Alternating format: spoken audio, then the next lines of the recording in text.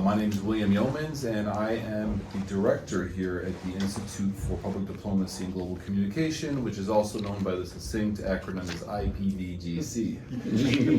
This is my first year in the position, and I've learned so much about the Institute and the Institute's history that I will be talking very briefly before we introduce our honored guest this evening. I want to talk very briefly about who we're here to commemorate with this lecture. As you know, Walter R. Roberts is the named individual behind this lecture, and we have this wonderful backdrop to give you a visual to go along with the name. Walter R. Roberts was a scholar and a former governmental official. He was born in Austria-Hungary during World War I and pursued his education at the University of Vienna and Cambridge University, where he obtained his PhD. He began working with the Voice of America when it was founded in 1942, and then he worked with the newly created U.S. Information Agency in 1953. So this is someone who was there at the origins and played a formative role in the history of U.S. international broadcasting. In subsequent years, he served in high-level American diplomatic delegations, working as a counselor for public affairs at American embassies and the U.S. mission for the UN. Then he returned to senior career posts back at the USIA and in the Board of for International Broadcasting, which reached countries with highly censored, state-monopolized media spheres. In a way, media freedom and the free flow of ideas was central to his career, which is one reason for our speaker this evening being invited. In 1985, Roberts retired and was appointed diplomat in residence at this university, where he taught a course called Diplomacy in the Information Age for 10 years. So when we gather today at this university, we're also honoring a professor who shaped countless students' understanding of the world at the time. In 1988, Roberts and several others worked to found the Public Diplomacy Foundation, which was called PDF, a membership organization dedicated to fostering the professional practice and academic study of public diplomacy. PDF survives to this day as the Public Diplomacy Council of America, and I'm sure several of you or many of you are members, if not leaders. And so that's another institution that Roberts was essential to building. Our institute, IPDGC, was born as a collaboration between the foundation and George Washington University School of Media and Public Affairs. And of course, now we're jointly hosted with the Elliott School of International Affairs. Originally called the Center for Public Diplomacy, it had no funding or staff when it launched. SMPA provided an office, which was shared by research professor Barry Fulton, who's in the audience today, and the executive director of PDF, Bruce Gregory, who's also in the audience today. So not only are we here to recognize Walter R. Roberts' contributions to public diplomacy, but also those who formed this institution. And of course, GW faculty member Stephen Livingston, who's also in the audience today, played a formative role in bringing forth IPDGC. We pay tribute to Walter Roberts through this annual lecture because we are part of the genealogical network that is the structure of his legacy. That legacy is furthered through the Walter Roberts Endowment, who I'll be recognizing more in my closing remarks. This endowment funds programming like this, summer support for students, research in the Walter Roberts Archive, and it gives the Congressional Public Diplomacy Award each spring to recognize legislators for their support of public diplomacy. So that's about all that I wanted to say, but I'm going to invite up an esteemed individual, the Dean of the Elliott School of International Affairs, Alyssa Ayers. Now, Dean Ayers is a foreign policy practitioner and award-winning author with senior experience in government, nonprofit, and private sectors, also a leading expert on South Asia. Although she's been in the position of Dean only since 2021, her impact on the school has been tremendous, and her support has boosted us tremendously at IPDGC. So I welcome Dean Ayers to give some more welcoming remarks and to introduce our speaker. Thank you.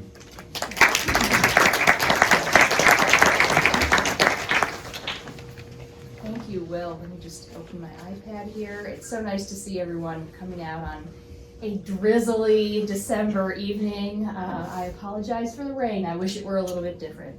But welcome to you all to the 2022 Walter Roberts Endowment Annual Lecture. Defending Press Freedom, Protecting Journalists Around the World. We're delighted to be able to host Jodie Ginsberg of the Committee to Protect Journalists.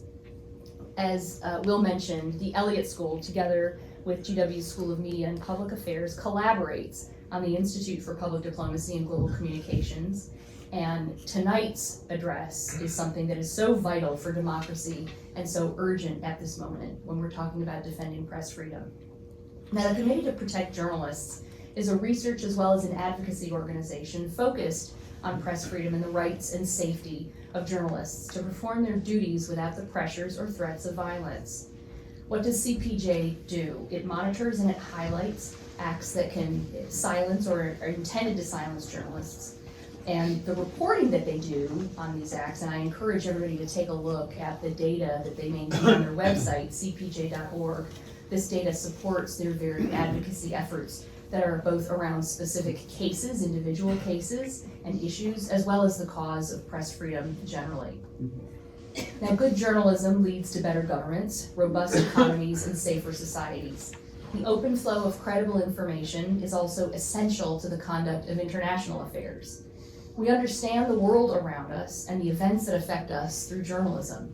So whether it's reporting from the front lines of war, humanitarian crises, climate disasters, or even a sensitive trade negotiation that has the potential to affect livelihoods, citizens can hold their governments accountable by having access to quality and trustworthy information.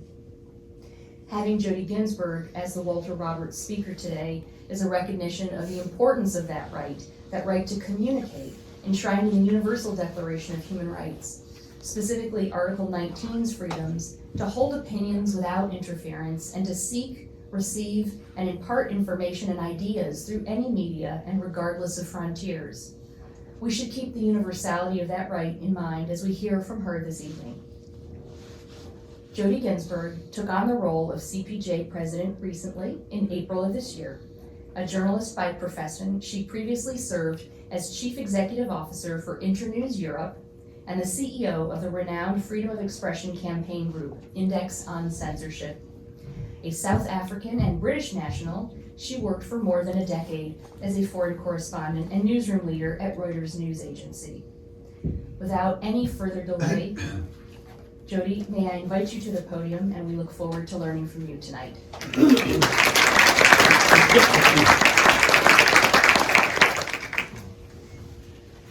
Thank you so much, and honestly, as a Brit, there is no need to apologise for the rain. This is like coming home. Good evening, ladies and gentlemen, and thank you for this opportunity to give this year's Walter Roberts Lecture. The timing is somewhat apt. I returned just this weekend from Prague, where I had the great privilege to meet the staff and leadership of Radio Free Europe, Radio Liberty, the institution of which Roberts had oversight when he led the Board for International Broadcasting. RFE was founded in 1949 to help tell local stories to local people behind the Iron Curtain. Its impact, along with that of the Voice of America and the British Broadcasting Corporation, was profound. Václav Havel, the dissident writer who subsequently became Czech president, said, "If my fellow citizens knew me before I became president, they did so because of these stations." When the Polish president, Lech Walesa, visiting the United States in November 1989, was asked how important RFE had been in the cause of Polish freedom, he replied, "The degree cannot even be described. Would there be Earth without the sun?" It's easy now, with apparently all the world's information at our fingertips, to downplay the role that traditional independent news media play in breaching censorship and addressing disinformation. Havel and Walesa, both political dissidents turned presidents, remind us what a crucial role they play in exposing injustice and delivering freedom. But memories can be short. Colleagues at my former employer, Index on Censorship, a freedom of expression organisation that has published works by and about censored writers and artists since the late 1970s, tell a story of how, following the fall of the Berlin Wall, one funder told them, "That's it, you can go home now. Stop the magazine, we've done what we came to do. These countries have free speech." Fast forward 30 years, and the fact that there remains a need for organisations like RFE, operating still in 23 countries where a free press is banned by the government or not fully established, shows us that while there have been great advances in democracy since Robert's time, a free and independent media is still elusive to many. Not only that, but the space for independent media is shrinking rapidly, and as that space narrows, so the risks to journalists increase. That's why CPJ exists. The Committee to Protect Journalists, the organisation I lead, was established some 40 years ago to defend journalists targeted for their work, whether through arrest, threat of violence, physical assault, or murder. And sadly, our work is needed more than ever. The environment in which journalists operate today is in many countries far more dangerous than it was 3 decades ago, when the promise of the end of the Cold War and the end of apartheid offered the hope of a democratic new dawn. Today, a journalist is just as likely to be killed outside a war zone as in one. Death threats are no longer the preserve of those authoritarian regimes. Indeed, they are the daily reality of reporters covering politics in this very seat of government. Legal threats against journalists have risen sharply. Figures that CPJ will publish next week will show that this is the worst year on record for journalist imprisonments, with over 300 journalists in jail. Iran, China, Myanmar and Turkey are among the worst offenders. It's also been a bleak year for journalist safety. CPJ has documented more than 60 journalists and media workers killed so far this year. Some 15 were killed in Ukraine covering the Russian invasion, but 13 have been killed in Mexico, a country not at war, but where high levels of lawlessness put the journalists covering the country at enormous risk. This evening, I want to examine why this is happening, the consequences, and what we can do about it. And if you were hoping for light relief, I'm afraid this talk today might be a little grim. Journalists are under threat from a combination of interlocking factors. The first is a decline in democracy. Over the past decade, we have experienced a reversal of the democratic gains made at the end of the Cold War. A report published by Freedom House earlier this year found global freedom declined for the 15th consecutive year. The share of countries designated not free reached its highest level since the deterioration of democracy began in 2006. And countries with declines in political rights and civil liberties outnumbered those with gains by the largest margin recorded during the 15-year period. The report downgraded the freedom scores of 73 countries, representing 75% of the global population. And those affected include not just authoritarian states like China, Belarus and Venezuela, but also troubled democracies like here in the United States and in India. Democratic norms, fair and free elections, a robust judiciary, and in particular a free press, are facing renewed pressure. Often, this starts by those in power denigrating the media. Former US President Donald Trump repeatedly branded, as we know, the media enemies of the people, but he is far from being the only democratically elected leader to engage in such behaviour. Brazil's former President Jair Bolsonaro repeatedly attacked the media as fake news, or one word. Former Slovakian Prime Minister Robert Fico called journalists dirty, anti-Slovak prostitutes. This smearing of the media by government officials, those in the highest positions of power, helps to create an environment in which the broader media feels emboldened to critique the media, frequently on social media, but increasingly in public, at political rallies and protests, and not just critique it, but threaten it. It was amid the deeply hostile environment created for journalists, for example, that Slovak journalist Jan Kuciak and his fiancée Martina Kusnerova were killed in 2018, a murder that directly led to the downfall of Fico's government. And such a hostile environment is becoming increasingly widespread.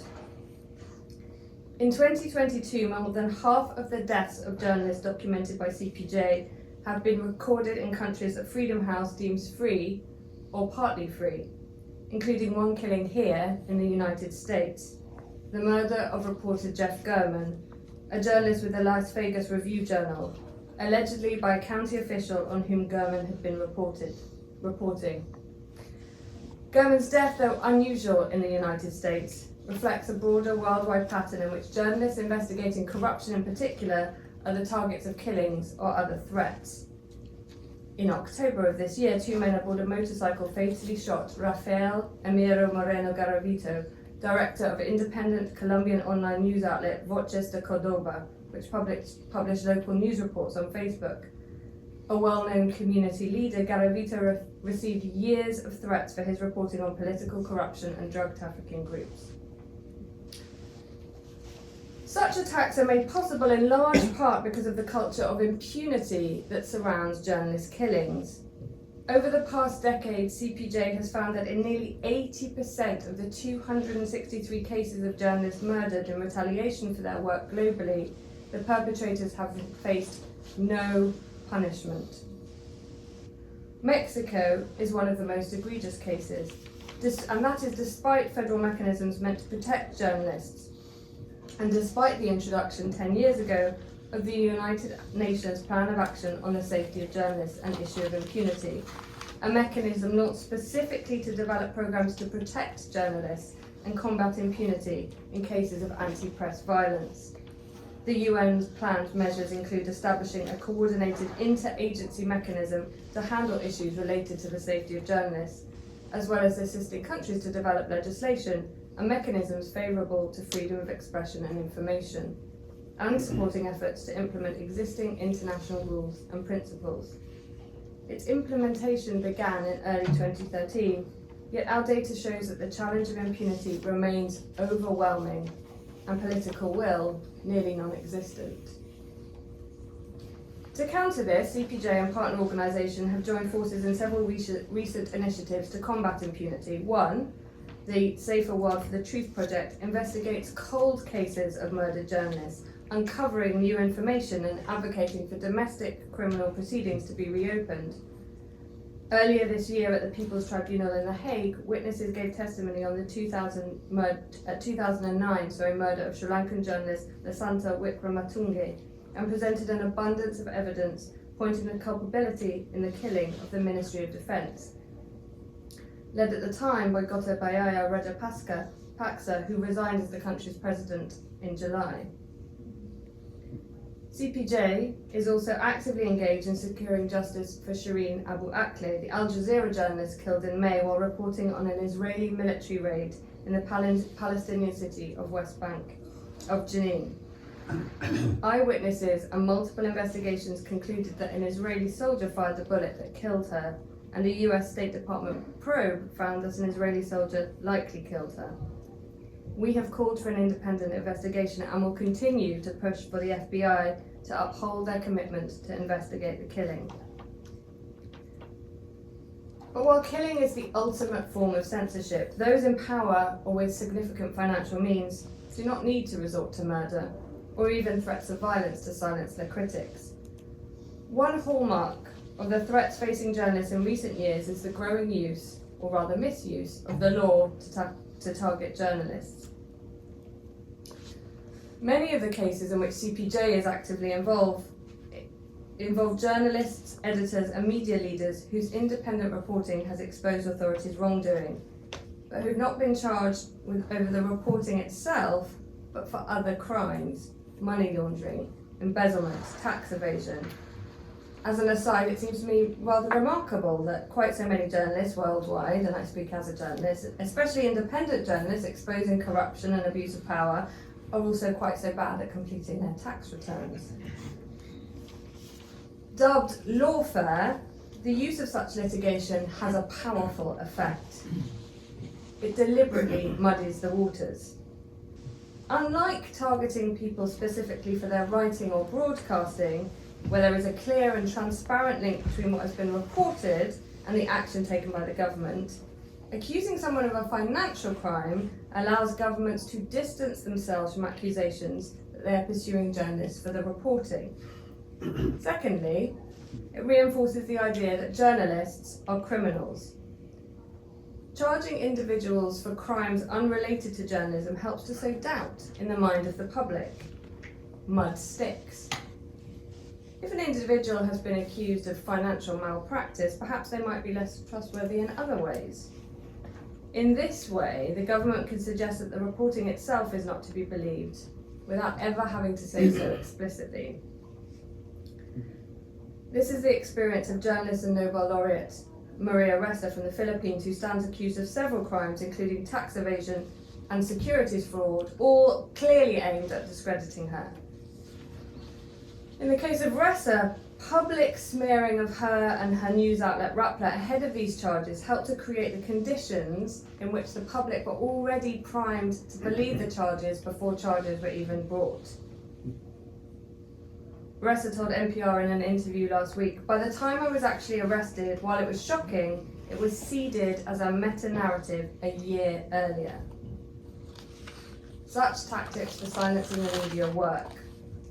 Earlier this year, following a decades-long campaign of harassment, the government of Guatemala accused renowned journalist José Rubén Zamora, also a former CPJ International Press Freedom Award winner, of money laundering, an accusation he and his family fiercely deny. Zamora has been in jail and pre-trial detention since September. Last week, the newspaper he founded and of which he was editor, El Periódico, was forced to stop printing. Such tactics for silencing the media work. In October, authorities found imprisoned Hong Kong media entrepreneur Jimmy Lai, the 75-year-old founder of Apple Daily, guilty of fraud charges, and he is currently awaiting trial under a new national security law, accused among other things of colluding with foreign forces in clear retaliation for his journalistic and pro-democracy work. He faces life imprisonment, and Apple Daily has been forced to close. Such legal threats are also used by the wealthy to try to bully journalists into silence. So-called strategic lawsuits against public participation, SLAPs, are vexatious civil suits that threaten to tie reporters up in expensive and lengthy litigation. The Organised Crime and Corruption Reporting Project, a global network of investigative journalists that has worked on the Panama Papers, Pegasus Papers and others, is currently facing 41 SLAPs lawsuits against members. Costs frequently run into the hundreds of thousands of dollars. Faced with such costly suits, understandably many small news outlets and freelance journalists are forced to simply stop or withdraw their reporting. Legal threats are among the fastest rising requests for help from journalists with whom CPJ works globally, but they are by no means the only ones. Journalists remain at risk covering conflict. As I have said, some 15 journalists and media workers have been killed in the course of their work in Ukraine and Russia since Russia invaded in February of this year. They include a number of international journalists. And it is not only in conflict situations that journalists are at risk. The rise of political populism has meant that journalists are increasingly targets at protests and political rallies, and from all sides. Protesters, counter-protesters, and sometimes even the police. You may have seen BBC journalist Edward Lawrence was beaten, kicked, and then arrested by police covering protests in Shanghai last month. The same month, the UK police arrested and detained 3 journalists covering a climate protest. In 2020, CNN reporter Oscar Jimenez was arrested while giving a live television report in Minneapolis as the crew covered ongoing protests over the murder of George Floyd. Protesters themselves can also pose risk to journalists. At such events, reporters traditionally are highly visible, having press emblazoned on your jacket used to offer some protection. Now too often it makes you a target. Many reporters I speak to now say they remove company logos from the microphones at political rallies for fear of harassment. Colleagues who cover the political beat regularly receive death threats. In the most extreme cases, journalists are forced into exile. Cuban journalist Abraham Jimenez Enoa describes how state security officers strip-searched and handcuffed him, interrogated him for 5 hours, and then threatened him and his family over his writings about life in Cuba. The persistent, relentless harassment and censorship forced Jimenez to flee to Spain in 2021, where he is currently living in exile. Deciding to be a journalist in the country where I was born and trying to tell the story of its reality means breaking the law, which turns you into a criminal, Abraham powerfully recounted last month at our International Press Freedom Awards ceremony. Galina Timchenko, founder and editor of Russian news outlet Meduza, has been living and working in exile in Riga since the first Ukraine invasion. Hundreds of journalists have fled Nicaragua for countries like Costa Rica. But resettlement is a challenging and perilous path. Many of the journalists who fled Afghanistan, for example, have yet to find permanent homes outside the country and find themselves trapped in countries such as Pakistan, where their status and livelihoods remain profoundly uncertain. Much of this environment that is unsafe for journalists, has been enabled and amplified by social media. Where once a critic might have to go to the bother of putting pen to paper, not to mention buying a stamp and mailing it, now it's possible to unleash a torrent of abuse at what are effectively total strangers, potentially on the other side of the world, at the touch of a button. Political leaders set the tone, and an army of willing supporters take up the cry. Online abuse disproportionately affects women, and women of colour in particular. A report by UNESCO, The Chilling, which surveyed women journalists worldwide, 901 journalists from 125 countries, found nearly 3/4 of respondents said they had experienced online violence, including threats of violence against those close to them, including their children. Online harassment often moves offline. 1/5 of the survey respondents said they had been attacked or abused offline in connection with online abuse they had experienced. Black, Indigenous, Jewish, Arab and lesbian women journalists experienced both the highest rates and the most severe impacts of online violence. The effect is percussive. Such abuse is relentless, exhausting, and causes enormous damage to an individual's mental and physical health. Indian journalist Rana Ayub, who is actually in Washington this week, a Muslim journalist who is often critical of Hindu right-wing politicians, has a long history of being trolled and threatened online for her work. In 2018, her face was morphed onto a pornographic video clip and circulated via WhatsApp.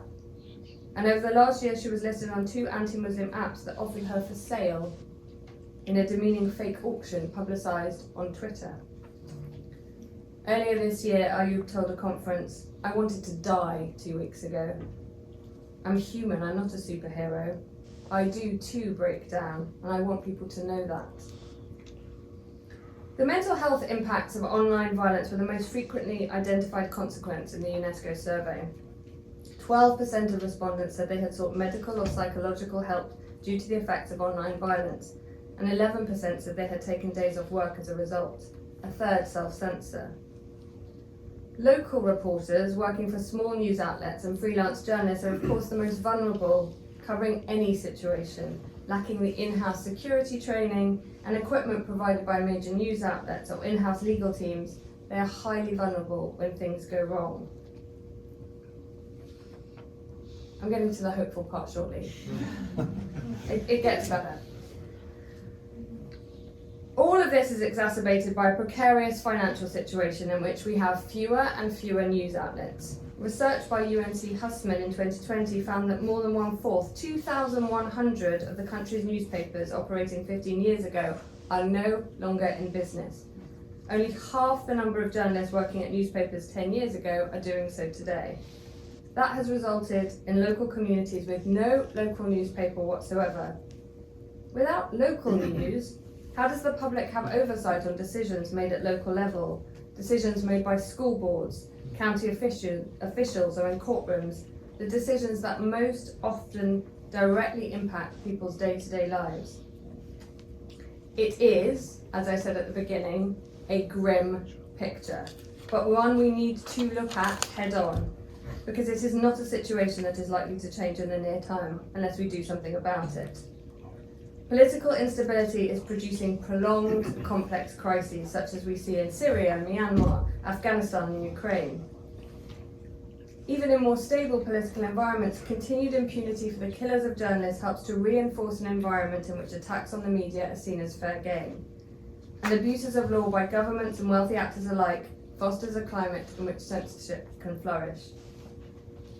Climate change and environmental degradation are likely to exacerbate global political instability and is already impacting those who cover it, as we saw earlier this year in the murder of journalist Dom Phillips and indigenous expert Bruno Pereira in Brazil.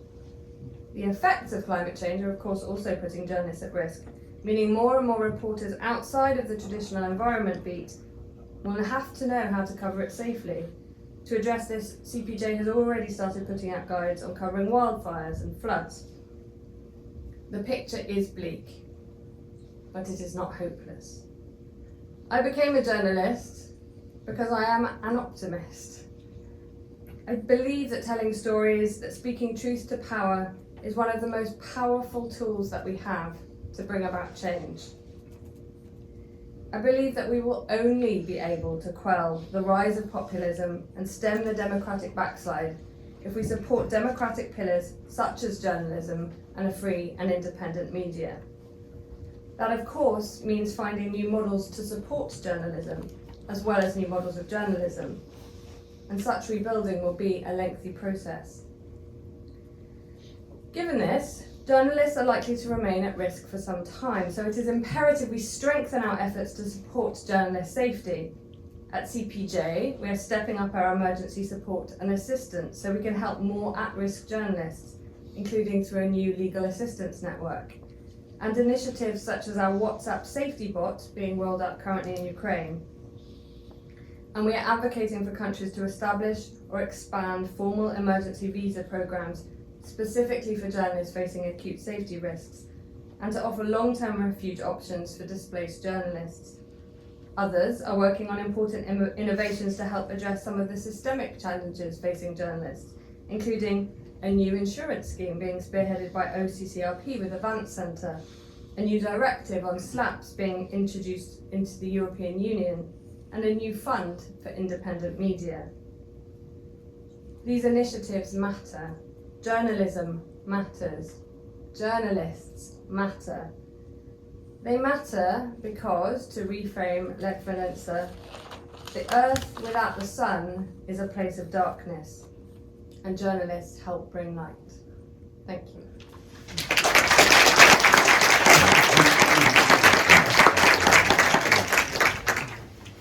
Thank you for the powerful report and for trying to give us something hopeful to end with. And some of the programs that you described were very important. So thank you, Ms. Ginsberg. Before we open it up to a question and answer period from the crowd, I wanted to invite our moderator to come up, Silvio Weisbord. Please have a seat here. Thank you. Silvio is the director of the School of Media and Public Affairs. He's an author and editor of 18 books and is the president-elect of the International Communication Association, which is the largest academic conference in the field. He's well positioned to begin this discussion because he's been researching and writing about violence and threats against journalists. So he'll start off with a question or two at his discretion, and then we'll open it up to the audience in general. You lay out a sort of a very multi-layer scenario of sort of global threats against journalism and the proliferation and the multiplication of different ways that multiple actors, not only states, try to intimidate, silence journalism. How is it that CPJ is trying to do that, given that it is sort of multiplying fronts? It seems to me that almost regularly you have sort of new ways in which you need to protect journalists, right? So how do you respond to that, considering sort of multiple fronts that you're already working on? And of course, digital surveillance is another one that is huge as well. The whole complexity of online harassment. What are your thoughts on that? So CPJ works in effectively three interlocking ways. The first is to raise awareness of the threats against journalism. That's why I think many people in this room who are journalists became journalists. Is that's the first step to achieving any change, is you raise awareness. So we have a network of reporters and researchers who publish news and information about attacks on journalists. That's the first step, and that enables us if you like, to get a sense of where these new threat vectors are coming from. The second is advocacy. So we do advocacy at a number of levels, sometimes just local level, asking a local government to release a journalist. Sometimes it will be more campaigning, and sometimes it will be more at the systemic level. So, for example, as I mentioned in the speech, one of the things we are pushing for actively at the moment, and will be doing so in 2023, is for more governments to introduce systematic mechanisms for protection of journalists when they go into exile. Because one of the things that happens all too frequently is when someone is in an emergency situation, they don't want to have to go through the 6-month visa process that might enable them to come to the United States. They need to get out very quickly, and often the processes are very chaotic. You might end up in a country in which you're actually ultimately unsafe. So a more systemic mechanism. So advocacy is very important. We do a lot of work here in Washington, making sure governments are aware of the emerging threats, and in the European Union too. And then the third is our assistance work. So making sure that we are providing information to journalists about some of the threats. So we provide information on digital safety, for example. We produce Know Your Rights guides so people know what their legal rights are. We produced one last year here in the United States relating to your legal rights surrounding protest. And then I'm being censored.